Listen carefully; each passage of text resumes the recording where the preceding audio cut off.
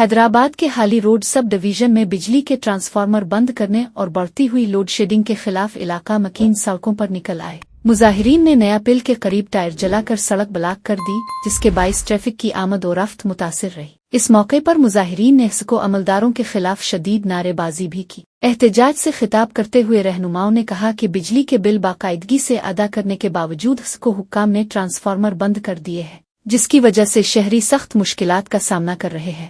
مظاہرین نے الزام عائد کیا کہ بجلی کی طویل بندش کے باعث شدید گرمی برداشت نہ کرتے ہوئے 4 افراد جاں بحق ہو چکے ہیں، جبکہ متعدد بار شکایات درج کرانے کے باوجود کوئی مؤثر اقدام نہیں کیا گیا۔ انہوں نے مطالبہ کیا کہ فوری طور پر بجلی بحال کی جائے اور ذمہ دار سکو عملداروں کے خلاف کارروائی کی جائے، بصورت دیگر احتجاج کا دائرہ مزید وسیع کیا جائے گا۔